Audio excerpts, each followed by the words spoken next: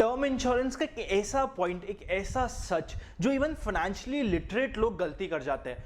आज के इस वीडियो में हम डिटेल में समझेंगे कि आपको टर्म इंश्योरेंस लेते वक्त अपना टेन्योर 65 इयर्स तक का लेना है, 85 इयर्स तक का लेना है या फिर 99 इयर्स का लेना है। डिटेल में हम इस वीडियो में डिस्कस करने वाले हैं। I am myself a financial planning standard board of India certified insurance planner and being a insurance planner और FPSB certified insurance planner, it's my duty कि जो सच है, जो मेरे अकॉर्डिंग सच है, एटलीस्ट मैं मेरी ओपिनियन आप तक पहुंचाऊं ताकि आपको हेल्प मिले टर्म इंश्योरेंस लेते वक्त कि कौन से टेन्योर का आपको टर्म इंश्योरेंस लेना है विद डिटेल लॉजिक, और साथ में वो सारे आर्गुमेंट्स के साथ भी हम डिस्कशन करेंगे जो ब्रोकर्स या एजेंट अभी तक आपको देते आए हैं।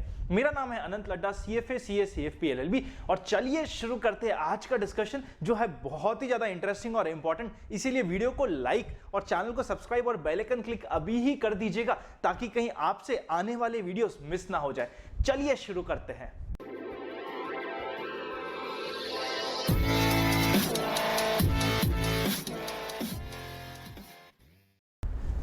सबसे पहले सिंपल लैंग्वेज में समझते हैं कि टर्म इंश्योरेंस होता क्या है, टर्म इंश्योरेंस किसको लेना होता है और टर्म इंश्योरेंस के हायर टेन्योर वाले टर्म इंश्योरेंस आपको क्या बोल के बेचे जाते हैं। टर्म इंश्योरेंस क्या होता है? आपके न होने से आपकी फैमिली को फाइनेंशियली जो इंपैक्ट पड़ता है उसका टेक केयर करने के लिए हम टर्म इंश्योरेंस लेते हैं। ये वर्ल्ड का one of the cheapest insurance है। सपोज कीजिए अगर आपकी एज 25 से 30 के बीच में है, आप 1 करोड़ का टर्म इंश्योरेंस लेने की बात कर रहे हैं तो भी वो भी आपको 10 to 15,000 के बीच में आराम से मिल जाता है। इतना चीप होता है टर्म इंश्योरेंस। बट क्या इस टर्म इंश्योरेंस में आपको कुछ बेबैक मिलता है? यूजुअली नहीं। ये सिंपल, जैसे आप कार इंश्योरेंस लेते हैं, बाय चांस कार को कुछ हुआ तो आपको इंश्योरेंस कवर मिलेगा, वैसे ही अगर आपको कुछ हुआ तो आपकी फैमिली को वो अमाउंट मिलेगा।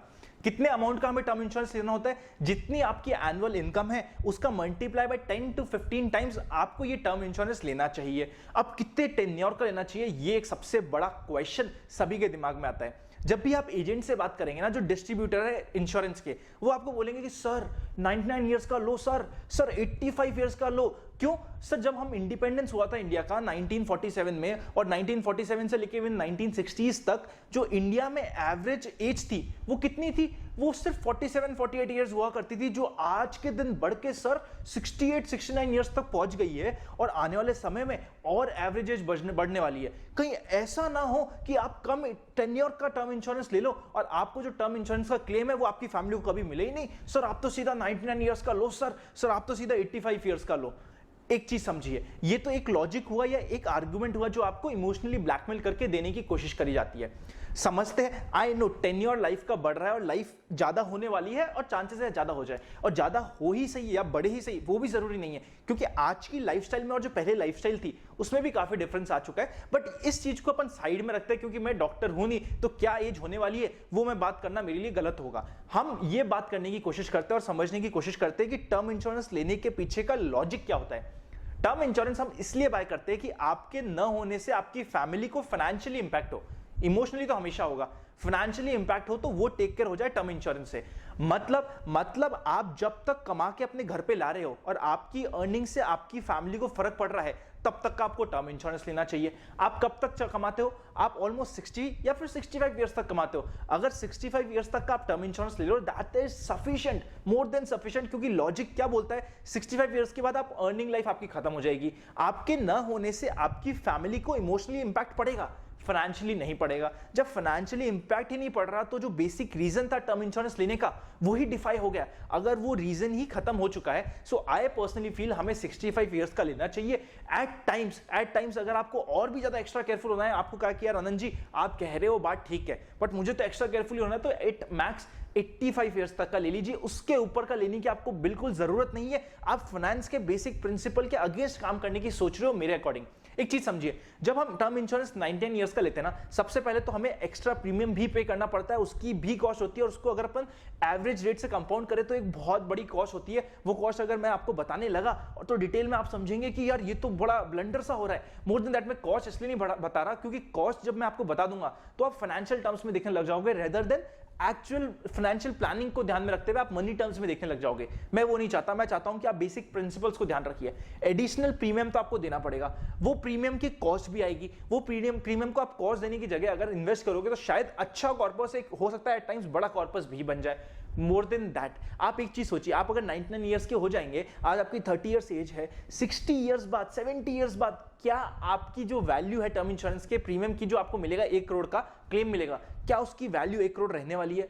जो वैल्यू हमें आज इतनी बड़ी लग रही है, जिसके लिए हम आज अपना हार्ड एंड मनी लेने की बात कर रहे हैं और दे रहे हैं, कॉस्ट बियर कर रहे हैं, शायद जब बात हो 50 साल बाद की, तब उसकी वैल्यू इतनी रहे ना।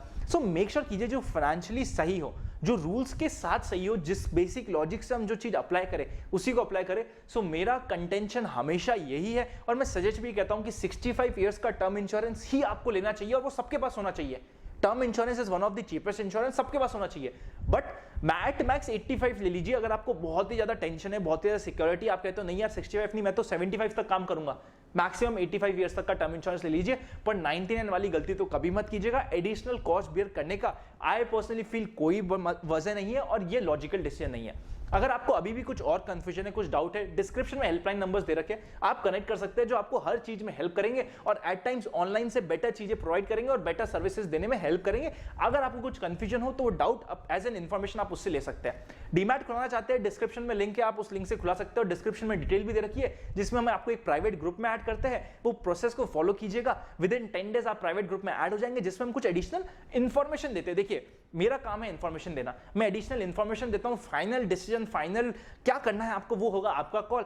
अभी भी अगर आपको ये वीडियो अच्छा लगे तो चैनल को सब्सक्राइब और बेल आइकन क्लिक कर दीजिएगा। और हमारा बेस्ट टर्म इंश्योरेंस और बेस्ट हेल्थ इंश्योरेंस का वीडियो आ चुका है, जिसको मैं आई बटन पे रखूंगा। दोनों ही इंपॉर्टेंट है, पक्का देख लीजिएगा, आपके ही कुछ काम आएगा। मिलेंगे नेक्स्ट वीडियो में, तब तक सोशल मीडिया में हर जगह जुड़ने के लिंक्स डिस्क्रिप्शन में दे रखे।